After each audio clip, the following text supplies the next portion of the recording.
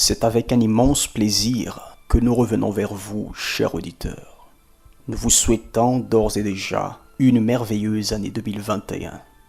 Mais ne vous faites pas d'illusions, 2021 sera pire que 2020. Et pour vous qui attendez l'avènement du Seigneur Jésus, cette année sera peut-être l'année de notre départ de ce monde.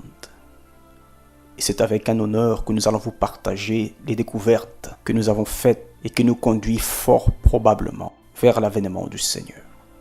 Nous avons découvert que le code de la fin des temps se trouve caché dans le récit du déluge, notamment dans les chapitres 6 et 7 du livre de la Genèse. Certains se posent la question, comment se fait-il que l'Église est-elle encore présente sur Terre alors que le vaccin contre le Covid est déjà arrivé?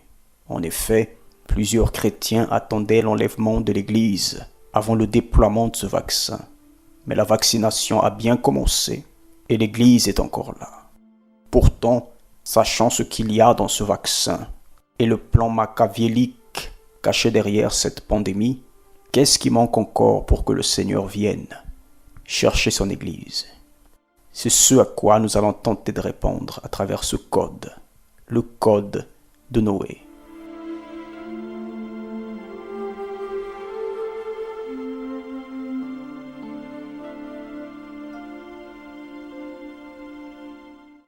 Souvenez-vous, chers auditeurs, de la promesse du Seigneur.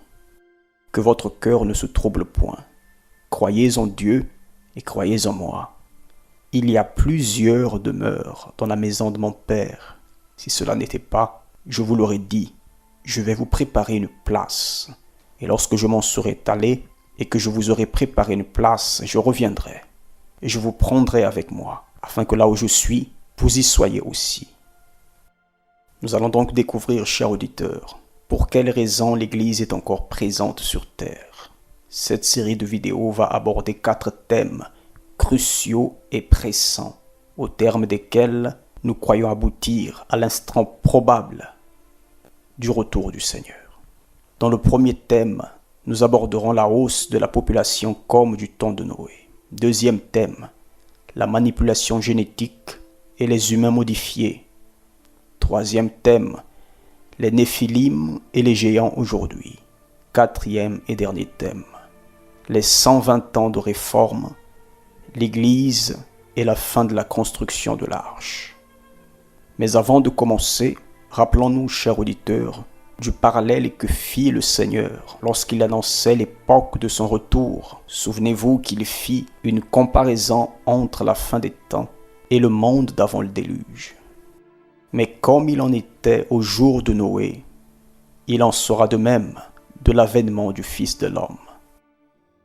Pour comprendre le code et le parallèle entre notre époque et l'époque d'avant le déluge, il est primordial, chers auditeurs, de rappeler que Noé vit à une époque proche de la création. Aussi, les jours sont-ils d'un bleu étincelant et les nuits sont comme couverts d'un velours soyeux.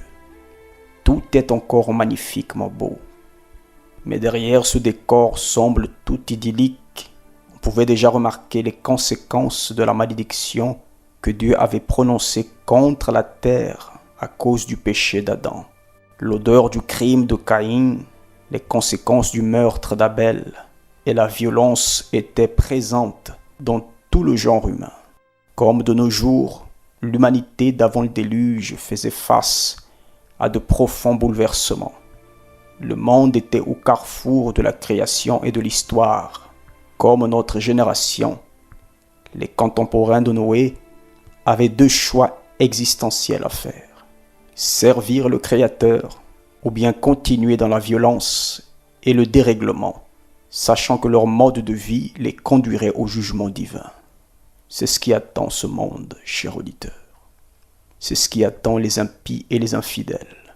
C'est pourquoi, selon les mots du Seigneur Jésus lui-même, la fin des temps serait déclenchée de la même manière que le processus qui conduisit à la destruction du monde que connut le prophète Noé.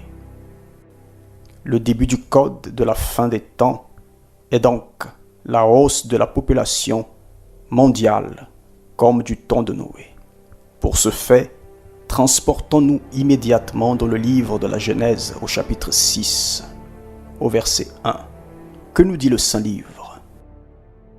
Lorsque les hommes eurent commencé à se multiplier sur la face de la terre, et que des fils et des filles leur furent nés, les fils de la race divine virent que les filles des hommes étaient belles, et ils en prirent pour femmes parmi toutes celles qu'ils choisirent. Le verset commence par une hausse de la population du temps de Noé. Ainsi le Code commence donc par une augmentation de la population mondiale. D'après le texte, le monde dans lequel vit Noé est marqué par un bond démographique spectaculaire. L'homme commence à se multiplier. Dans toutes les civilisations, nous avons découvert deux époques marquées par des bonds démographiques presque inexpliqués, chers auditeurs. Le premier bond étant celui de la génération de Noé, et le second date d'il y a précisément 70 ans, pile au milieu du siècle dernier, à partir des années 50. En effet, à partir de 1950, après la Seconde Guerre mondiale, les observateurs ont noté une croissance presque inexpliquée de la population mondiale, un cycle jamais observé depuis l'apparition des statistiques. Si nous partons, chers auditeurs, de la fin du déluge jusqu'en 1950, c'est-à-dire en 4000 ans d'histoire, la population mondiale est estimée à peine à 2,6 milliards d'individus. Mais depuis les années 50 jusqu'en 2020, ce chiffre a presque triplé, passant de 2,6 milliards à environ 7 milliards d'habitants sur la planète, explosant tous les records depuis la création jusqu'à présent. Observez attentivement ce graphique. Notez donc le début du Code, chers auditeurs, qui a donc commencé à partir du siècle dernier. La hausse inexpliquée de la population mondiale, qui d'ailleurs se poursuit inexorablement. Ainsi donc, comme le monde de Noé connut une augmentation de la population, ainsi, depuis 70 ans, nous connaissons le même phénomène, mais avec un pourcentage beaucoup plus élevé que celui du temps de Noé. C'est le début du Code, la hausse de la population mondiale.